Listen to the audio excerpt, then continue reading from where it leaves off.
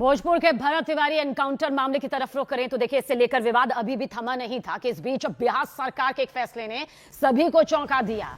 सरकार ने प्रशासनिक फेरबदल के तहत कई पुलिस अधिकारियों का तबादला कर दिया, जिसमें एनकाउंटर मामले में नामजद आरोपी तत्कालीन जगदीशपुर एसडीपीओ राजेश कुमार को नई जिम्मेदारी सौंप दी गई है। उन्हें बिहार पुलिस के नारकोटिक्स डिपार्टमेंट में डीएसपी की पोस्टिंग दी गई है और मामले में परिवार का आरोप है कि इस एनकाउंटर में शामिल पुलिस अधिकारियों के खिलाफ गंभीर आरोप होने के बावजूद अब तक कोई सख्त कार्रवाई नहीं की गई है।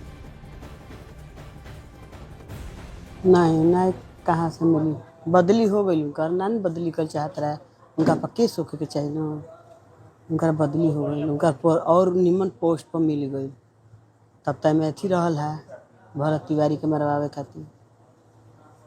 तो क्या लग रहा है आपको कि क्या किया जा रहा है? लिपा पोती सरकार कर रहा है। हम ये मांगल चाहते नहीं।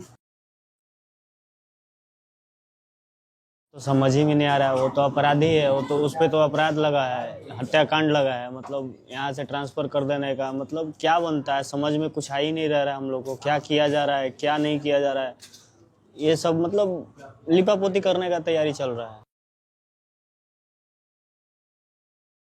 देखिए, न्याय के लिए हमें हाई कोर्ट छोड़ के एक न्यायालय ही है जिसपे पूरे भारत का भरोसा है। अब इन सारे मामले को कोई देखे तो न्याय की किससे आशा करे साहब? न्यायालय छोड़ के कुछ कोई नहीं है जिस पर भरोसा किया जाए।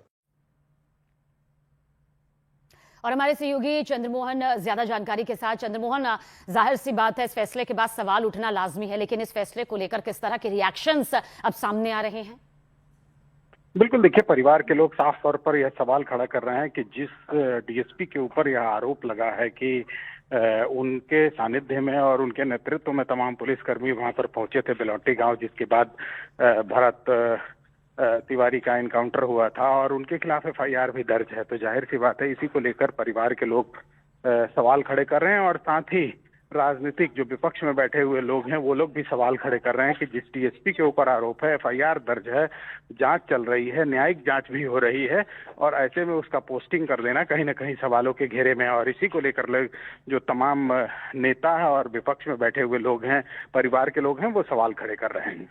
बहुत बहुत शुक्रिया। हमारे सहयोगी चंद्रमोहन पूरी जानकारी दे रहे हैं कि किस तरह से इस फैसले के बाद जो ये नई पोस्टिंग यहाँ पर सामने आई है, उसके बाद भरत एनकाउंटर मामले में परिजन जो है वो सवाल उठा रहे हैं और ये भी कह रहे हैं कि अब तक कोई सख्त कार्रवाई इस मामले को लेकर की नहीं गई है और ऐसे में ये नई पोस्टिंग का पूरा मामला अब सवालों के घेरे में है।